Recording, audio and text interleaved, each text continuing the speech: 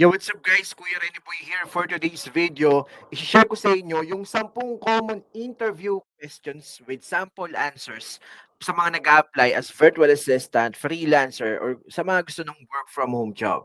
Okay, bago natin ito umpisahan, comment sa baba kung gusto niyo ng work from home, comment ng work from home. Okay, kung gusto niyo rin ng mga call center job na local account, comment sa baba ng local account. Okay, by the way guys, ako nga pala si Kuya Rene Boy at gumagawa ko ng mga contents all about work from home jobs, call center tips, call center jobs, lahat. Basta makakatulong sa mga kapwa natin Pilipino, yun po ang mga content ni Kuya Rene Boy. And by the way guys, itong mga nakaraang araw, nag-scrap ako ng mga applicants and napanood ko yung mga Loom videos nila, yung mga introduction ng video nila. And meron ako na-realize kung bakit ang daming bumabagsak. Okay, for today's video, i-make sure natin na tataas yung chance ninyo na makapasa sa pag-apply bilang isang virtual assistant. Iisa-isay natin yung mga core values, yung mga key skills na hinahanap ng isang client para ma-make sure natin na makakapasa ka. Okay? So yun lang guys, bago natin ito umpisahan, syempre, shoutout po sa lahat ng mga nanonood. Kung bago lang kayo dito, make sure na like niyo yung video at na-click niyo yung subscribe button at yung notification bell para updated ka sa mga paparating ko pang videos. Kasi ito yung mga contents ni Kuya Rene Boy at libo-libo na ang nakapasa, libo-libo na ang nagkatrabaho. Okay? Sa virtual assistant industry, ang dami na rin po nakapasa.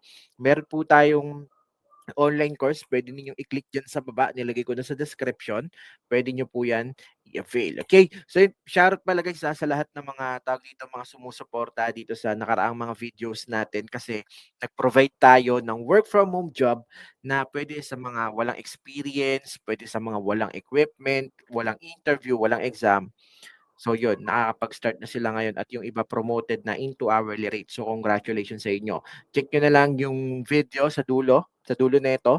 Abangan nyo na lang kasi ilalapag ko dahil pwede rin po kayo mag-apply doon kung wala kayong experience. Pero yun, jump in na tayo guys doon sa pinaka-topic natin. Pero bago yun pala, comment ka naman kung taga saan ka. Saang part ka ng Pilipinas nanonood ngayon or saang part ka ng mundo. Shoutout po sa inyong lahat at sana makapasa kayo at umasenso kayo sa buhay. So yun, pag-usapan na natin guys yung 10 common interview questions, okay, na tinatanong ng mga client, okay, ng mga employer kapag merong isang aplikante na nag-a-apply ng work from home. Okay, napansin ko kasi guys, nung nagkakalkal ako ng Loom videos, pwede ko bang i-share dito yun sa inyo? Kasi may mga nagkalkal ako ng mga Loom videos. Yung Loom videos guys, required po yun kung nag-a-apply kayo at bilang isang virtual assistant. Hindi naman super required, pero mas maganda kung familiar na kayo. Kasi sa virtual assistant industry, kung hindi introduction video or Loom video yung hinahanap, naghahanap po sila ng portfolio. Okay? Meron din tayong video sa paggawa ng portfolio. Kung gusto ninyong mapanood, link it up there, makakatulong sa inyo yan. Okay? So, yun guys, let's go back to our main topic. Dito sa 10 common interview questions, napansin ko na yung atake ng mga applicant is parang masyadong call center vibe. When we say call center vibe, yung mga sinasagot mo or yung mga tinatopic mo is puro tungkol sa mga ganap mo nung nagko-call center agent ka. Well, if you're applying as a virtual assistant, this is going to be a different story, guys. Tatandaan niyo kasi meron tayong tinatawag na TCS. Okay, mamaya i-share ko sa inyo kung ano ba yung TCS na yan. Kaya make sure na matapos nyo tong video na to kasi yung TCS ay napaka-effective bilang isang applicant sa pagiging isang virtual assistant. Kasi guys, ang virtual assistant or freelancing ay somehow magkaiba po. Okay? Kasi pag sinabi nating freelancing guys, medyo malawak yan. And wala kayong masyadong sinusunod na oras. Okay? Wala kayong masyadong sinusunod na, what do you call this? Wait lang. Wala kayong sinusunod na oras, wala kayong sinusunod na, tawag dito, wait lang, nawala ako sa train of thoughts ko. Sorry, wala kayong sinusunod na oras, tapos wala kayong masyadong sinusunod na tawag dito na boss. Okay, yun po yung freelance. Okay, pwede kayong mag-work anytime sa kagustuhan ninyo, sa preference ninyo. Yun po yung freelance. Okay, katulad ng mga tricycle driver. Yan, pag gusto nilang bumiyahe anytime nila gusto, freelance yan. Okay, pagdating naman dito sa work from home job, marami rin namang freelance. Okay, yung iba kasi ginagawa nila, kinokontrata nila. Minsan kumukuha sila ng mga project-based na video editing. Yun, freelance yun. Pero pag sinabi nating virtual assistant, medyo malawak din naman siya. Pero pag sinabing virtual assistant, kadalasan may oras to. Okay? So, Kung hindi naman may oras, talagang meron kayong susundin na mga boss. Okay, meron din kayong susundin na client. Lahat ng utos ng client susundin. Okay, pero may mga core values silang tinitingnan para makapasa ka. Hindi ka lang basta magsasabi or magkukuwento sa interview mo or sa tell me about yourself mo ng mga pinagdaanan mo nung nagtatrabaho ka bilang call center agent. So, when I tried to scrub all of the Loom videos na nakita ko dun sa email ko nung nakaraan, ang daming nag-a-apply. And pansin ko may something in common nga, yun nga parang puro call center vibe yung mga atake nila. So this is something that you need to change because applying as a virtual assistant is a different story. Okay, let's go to the number one, guys. Tell me about yourself. Okay, dalawang klase yung puwedeng yung isagot dito, pang no experience or puwedeng with experience. Siyempre 'pag no experience or wala ka talagang alam, make sure na aralin niyo muna kahit papaano yung mga tools na ginagamit ng mga VA, mag-research muna kayo kung ano ba yung trabaho ng isang virtual assistant. Wag po kayong sasalang parang nung nag-apply kayo sa call center, 'di ba? Wag na wag kayong mag-a-apply na wala kayong baong-bala, okey? Mahirap sumabak sa giyera 'pag gano'n. Pero tatandaan niyo, guys, marami na pong nakapasa as virtual assistant, okey? Ginagawa nila is inaaral nila maigi yung trabaho at inaaral nila yung mga pangangailangan ng client. Yun po yung importante diyan, okey? So, number one, tell me about yourself. Ang tip dito is keep it professional, relevant to the VA role, and show confidence. Show that you understand the role and how it aligns with your skills and lifestyle. Okay? Okay, example number one natin, ay example answer natin dito. Pag no experience ka, pwede mong sabihin na, I'm dedicated and fast learning aspiring virtual assistant from the Philippines. While I may be new to the VA industry, I bring with me a strong work ethic, a passion for helping businesses grow, and a commitment to learning fast. I've been actively training myself in tools like Google Workspace, Canva, and Trello, and I'm excited to apply those skills in a real-world setting. 'Di ba? No experience ka, wala ka pang idea sa pagiging virtual assistant, pero ine-expose mo yung sarili mo sa or tinitrain mo yung sarili mo sa mga bagay na makakatulong sa'yo para mag-grow as a virtual assistant. Napaka-importante niyan. Okay? So, puwede mo ring sabihin, "What sets me apart is my mindset. I may be a newbie, but I don't wait to be told what to do. I ask questions, take initiative, and treat every task with care. I value integrity, clear communication, and I always aim to exceed expectation. I'm looking not just for a job, but for a chance to grow with a client long term and become a reliable part of their team." Okay, kung napansin niyo, guys, nagpapakita 'to ng proactiveness, and kahit hindi ka pa utusan, talagang gagawin mo. So, kung ako yung client ta's ganitong uri yung applicant na ma-e-encounter ko, abay talagang ang taas ng tyansa na makapasa 'yan. Kasi kahit newbie, meron siyang initiativeness, okay? Meron siyang proactiveness, okay? Sa may experience naman or meron ng alam kahit papaano pagdating sa freelancing or pagdating sa pagiging virtual assistant, puwede niyong gamitin 'tong formula na 'to. I am reliable and results-driven virtual assistant from the Philippines with hands-on experience in admin support, customer service, and tools like Google Workspace, Canva, Trello, and ChatGPT. Over the past months, I've worked with clients in kung anong niche ninyo, kung appointment setting ba yan, lead generation, real estate, e-commerce, everything, name it, okay? Helping them they stay organized, save time, and run their business more efficiently, okay? Kung mapapansin niyo, guys, merong mga keywords dito na napaka-importante na wag ninyong aalisin kada interview, okay? May mga nabanggit na mga tools like Google Workspace, Canva, Trello, ChatGPT, okay? ChatGPT, AI tool, napaka-importante sa mga client ngayon na dapat yung agent or yung kukunin nilang virtual assistant is somehow knowledgeable pagdating sa mga AI tools. Okay, kaya dapat laging meron kayong AI tools na alam like Perplexity AI, Llama, DeepSeek, yung mga gano'n. Okay, i-explore niyo po yung mga AIs kasi somehow sobrang magiging tropa niyo 'yan kapag nagwo-work na kayo as a virtual assistant. Okay? And then meron din ditong mga keyword like save time, run their business more efficiently. Ito yung gustong ma-feel ng mga client, guys. Tatandaan ninyo. Ang gusto nila sa isang aplikante is yung something na makakapagpagaan ng trabaho nila. Okay?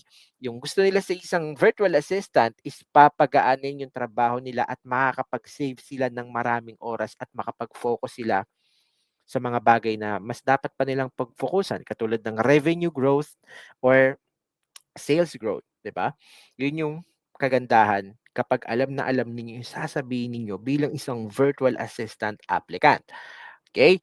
So what sets me apart is that I don't just complete tasks. I take ownership.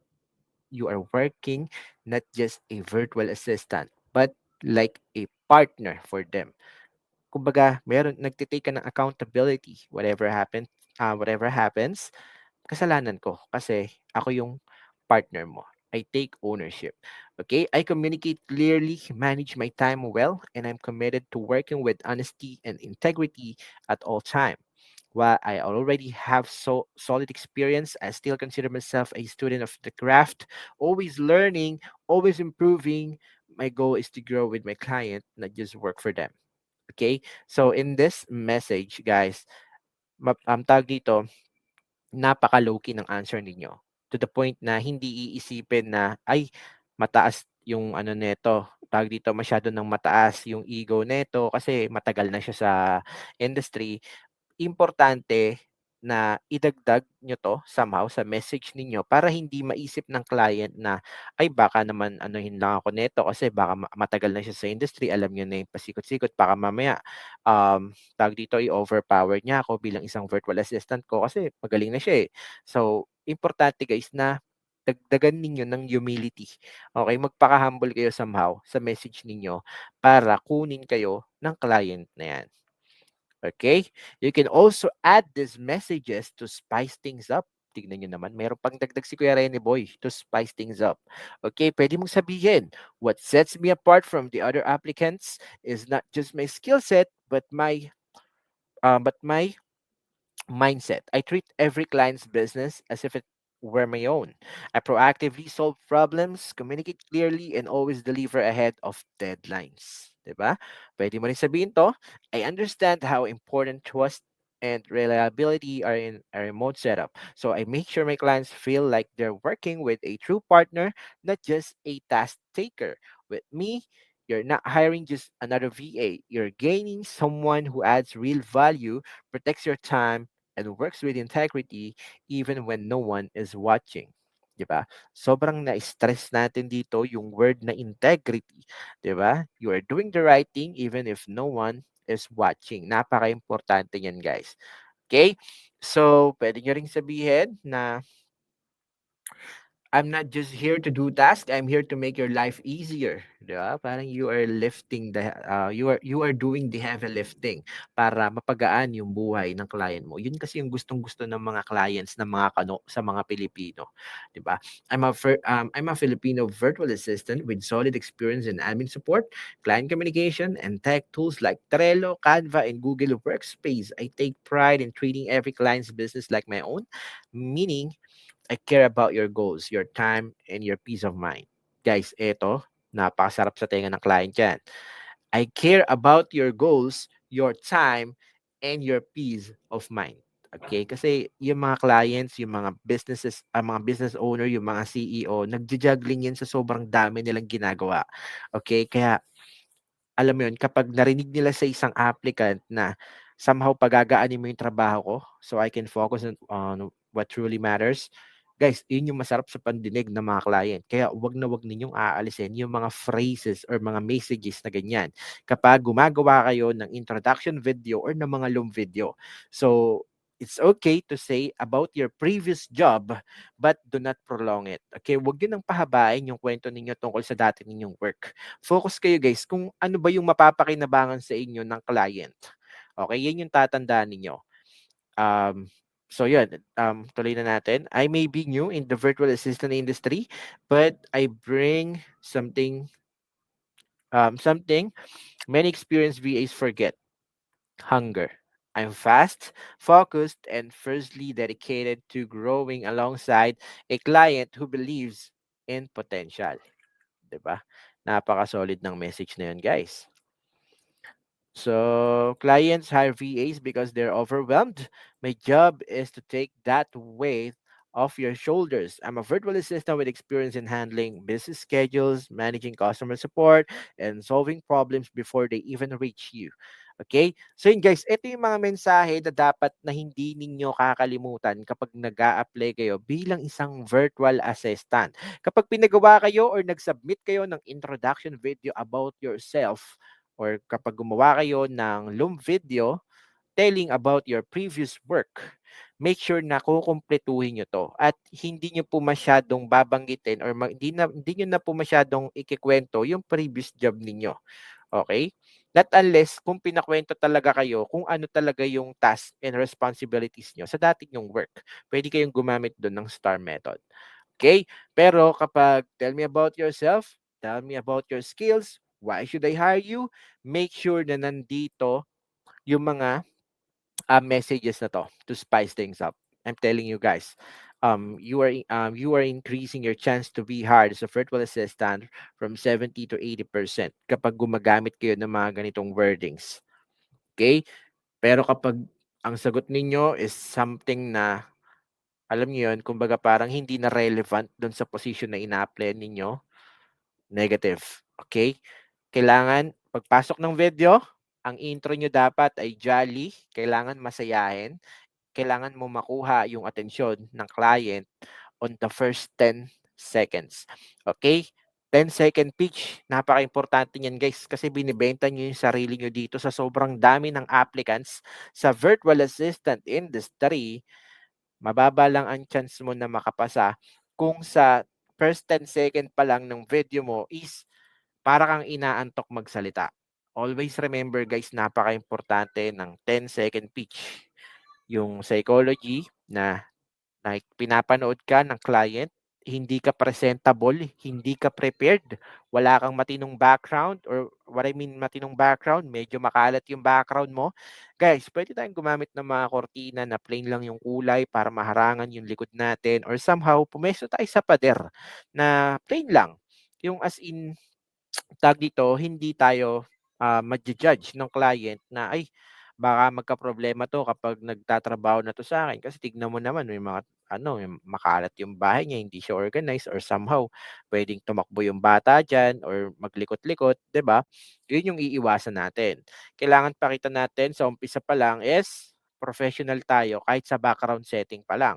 Napakaimportante yan guys, Tatandaan niyo rin na nagma-matter din po yung equipment or yung headset na ginagamit natin. Kailangan guys, mas maganda kung gagamit tayo ng mga merong noise cancelling headphone. Or kung wala naman kayo, hindi niyo pa afford bumili ngayon, maghanap lang kayo ng pwesto yung sa tingin ninyo na alam niyo yun, hindi maingay. Wala ring electric fan na tumutunog sa background. Bago niyo i-send, i-double check niyo muna kung okay ba yung background. Okay, puwede rin kayong gumamit ng Crisp para ma-remove yung background noise somehow. Pero yun, mas maganda kung mag-i-invest tayo sa sarili nating gamit, okay? So number 2 tayo. How do you balance flexibility and discipline in a remote setup? Napaka-importante guys, na alam niyong sagutin yung question na 'to. Kasi bilang isang employer, for example, si Kuya Rene Boy sa Renaissance Company, chine-check ko maigi kung sino yung applicant na capable talaga makapag-work from home, okay? Kasi kung walang disiplina at hindi yan flexible sa work from home, hindi ka talaga matatanggap. So, tip ko sa inyo, US clients value independence. Mention routines, tools, communication habits. Make it clear that you're flexible but also highly disciplined. Okay, so you can answer the question this way. I enjoy the flexibility, but I still treat my job like a regular office job. I show up on time, I stay committed during working hours and avoid mixing personal and work tasks. I have a dedicated workspace at home and I inform my family about my working hours. I also use noise canceling headphone and turn off non-work notifications during shift. Okay? So kung mapapansin nyo guys, tag dito, mapapansin niyo guys na napaka-importante na binabanggit niyo ito. Okay? Nababanggit niyo sa client niyo na sobrang disiplinado kayo pagdating sa work from home setup. Okay? Kasi paano nila kayo pagkakatiwalaan kung ultimong maliliit na background noise ay hindi niyo magawan ng paraan. Okay? Merong mga naglalakad-lakad sa likod ninyo or kundi naman kaya, tawag dito, basta yun lang yung point, okay? Ituring niyo siya guys na parang nagwo-work pa rin kayo sa office. Yun yung i-stress out ninyo or i-emphasize ninyo, showing your flexibility and your discipline in a remote setup. Okay? I show up on time and I stay committed during working hours. Okay? So, pwede nyo ring sabihin na, oh sorry, ito, sa top skills, okay, ito yung top skills na pwede ninyong banggitin, ito yung mga soft skills. Email management, dapat knowledgeable kayo dyan. Calendar scheduling, customer support, and using tools like Google Workspace, Canva, Trello, and Zoom. I'm also fast learner, organized, and can work independently with minimal supervision. Yan po yung mga phrase or yung mga soft skills na dapat binabanggit din ninyo kapag tinatanong kayo kung gaano kayo kadisiplinado sa remote setup. Okay? Kasi guys, biruin nyo, I'm a fast learner, organized, and can work independently without minimal supervision. So, it doesn't defeat the purpose yung tinatawag natin na integrity. Okay? Mas ina-highlight natin yung integrity natin kapag nag-work tayo sa remote setup.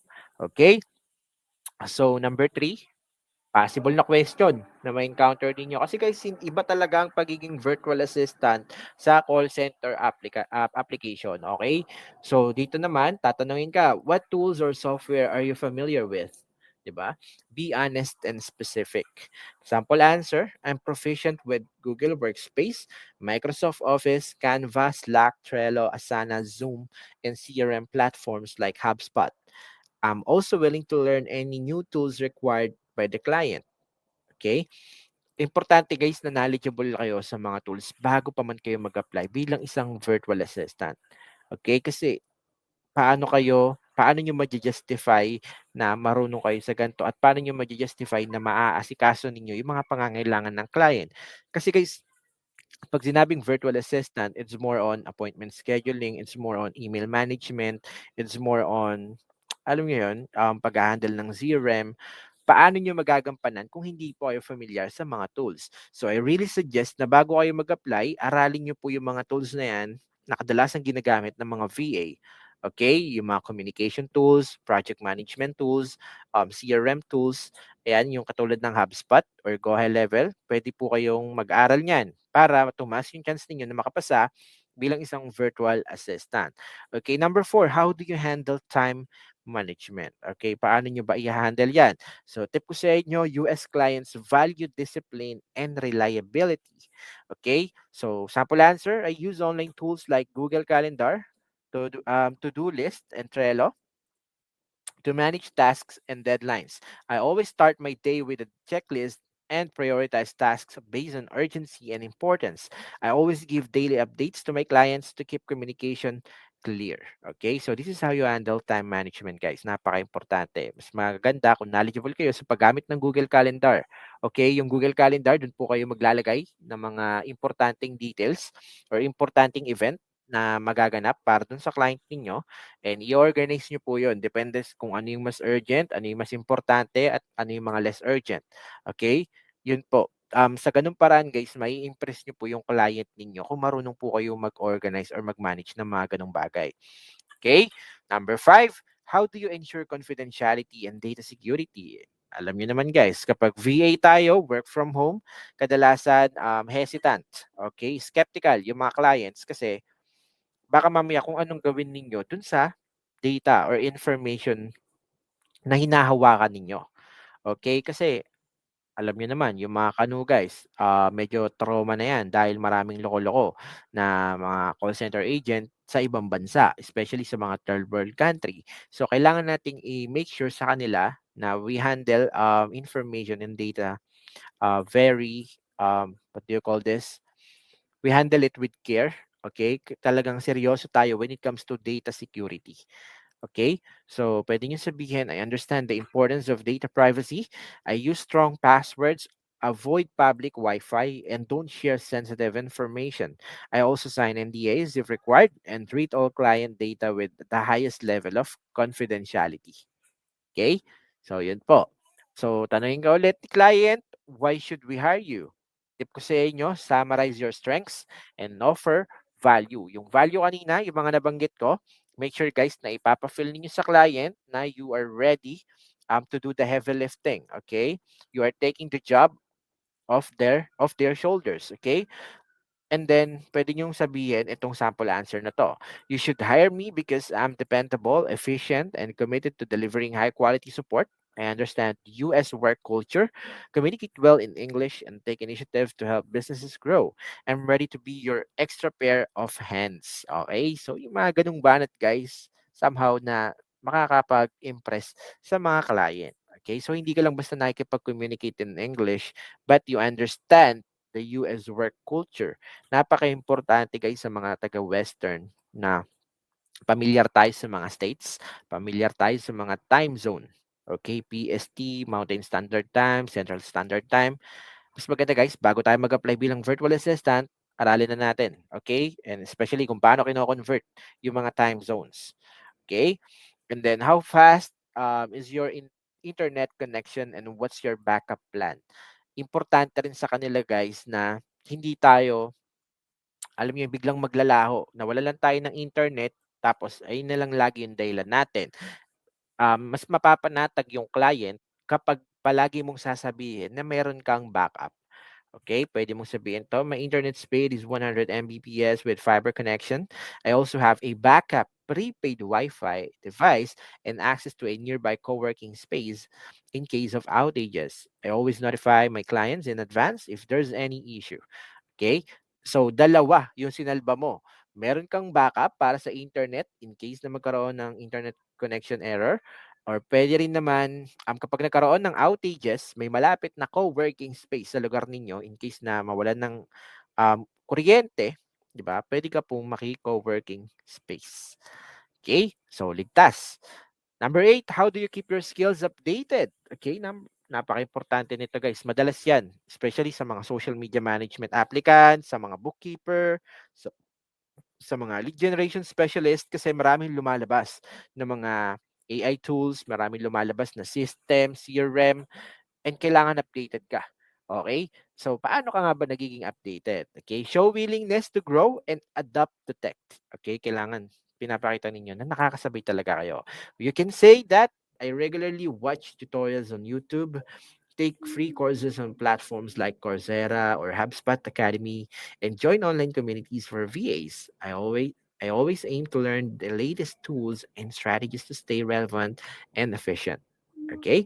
So, napakaraming ways guys in order for you to stay updated kung paano ninyo ma-improve yung skills ninyo from time to time. Guys, tatandaan natin, ang freelancing or ang pagiging virtual assistant ay hindi po natatapos sa isang client, hindi natatapos sa isang niche, hindi natatapos sa isang job description. Habang tumatagal kayo rito, magugulat na lang kayo, ang dami nyo na palang skills na alam. Kaya nyo na mag-appointment setting, kaya nyo na mag-lead generation, kaya nyo na mag-SEO or search engine optimization, hanggang sa marirealize mo na lang na dati ito yung gusto kong niche, ay iba na pala yung niche na gusto ko ngayon. May mga ganong instances. Kaya rin maraming nag-grow at yumayaman, or hindi naman totaling yumayaman, pero nagiging decente yung buhay nila dahil sa pagiging virtual assistant, kasi nahanap nila kung saan sila komportable. Okay? How do you prioritize tasks when you have multiple deadlines? Ayan na. Baka mental block kayo pag tinanong kayo ng ganito. All you need to do is to mention your method or system. Sample answer: I list all tasks and deadlines, then sort them by urgency and impact. I use project management tools to stay organized and communicate with clients if there are any expected delays. I always aim to deliver ahead of time. Okay? Hindi naman kailangan magbanggit ng mga iba't ibang uri ng method para ma-explain pa to. Ang kailangan nyo lang sabihin, papadaliin nyo lang, kailangan alam niyo lang kung ano yung ipa-prioritize ninyo sa hindi. Alam niyo kung ano yung urgent sa less urgent, alam niyo kung ano yung dapat i-disregard sa hindi dapat i-disregard. Okay, yun lang naman yung importante doon. Okay, and last but not the least, are you comfortable using AI tools or automation software? Tip, tip ko sa inyo, show openness to innovation. Okay? Kailangan ipakita ninyo guys na open kayo sa lahat ng mga technology advancement. Okay? Sample answer: Yes, I've used tools like ChatGPT, Perplexity AI, BERT, Claude, Llama, Zapier for automating tasks, and Grammarly for proofreading. I'm always eager to explore new tools that can boost productivity and make client operation smoother. Okay? So yun guys, kung napansin niyo, um, meron pala akong sinabi sa inyo kanina na kapag nag-apply kayo bilang isang virtual assistant or work from home freelancer, importante yung tinatawag na TCS na hindi mawawala kapag gumagawa kayo ng loom video or ng introduction video about yourself applying as a virtual assistant. When we say T, technical skills. Okay? Pag sinabing technical skills, kailangan palagi ninyong babanggitin na knowledgeable kayo sa mga tools na to. Google Workspace, Canva, Trello, ChatGPT. Okay? So, hindi lang yan guys ha. Marami pang tools katulad ng Asana, HubSpot. Pwede nyo rin sabihin na knowledgeable kayo sa Slack. Okay? At saka sa Microsoft Office and other CRM platforms. Okay? Importante guys na knowledgeable kayo dyan. Bakit? Kasi guys, kapag naging virtual assistant kayo or nag-apply kayo sa ibang mga agency bilang isang virtual assistant, minsan may mga technical assessment. Papalabasin kayo ng HubSpot, papalabasin kayo ng Slack, papalabasin kayo ng Asana, papalabasin kayo ng Google Google Workspace. Kapag hindi nyo alam kung paano i-navigate yung mga pinaka-basic dyan, laglag na agad kayo. Kaya importante rin na knowledgeable kayo guys pagdating sa mga basic kung paano ginagamit yung mga tools na yan. Okay? So, huwag kayong mag-alala. Actually, marami pa akong video na paparating at ituturo ko sa inyo yan para tumaas yung chance ninyo na makapasa. Okay? And then, letter T pa lang yun ha. Sabi ko, TCS. Pangalawa guys, character-based skills. Okay, yung character-based skills guys, kung mapapansin niyo, mag-work from home kayo, dapat pagkakatiwalaan kayo ng client. So, kailangan ipakita ninyo yung willingness ninyo na makapag-work, na meron kayong discipline. Okay? And kailangan iparamdam ninyo sa client na tinuturing nyo yung trabaho na parang nasa office pa rin kayo at lahat ng mga bagay na hindi dapat gawin, hindi mo gagawin. Show integrity sa lahat ng oras. Character-based din guys ha, okay? Ipa-feel ninyo sa client na papagaanin ninyo yung business niya.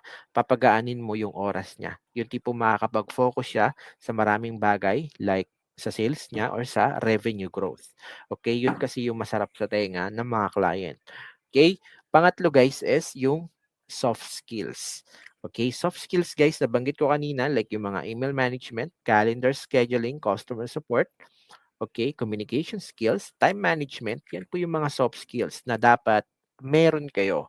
Okay, at nababanggit ninyo sa introduction video pa lang, instead na magkikwento kayo ng mahaba tungkol sa mga previous work experiences ninyo.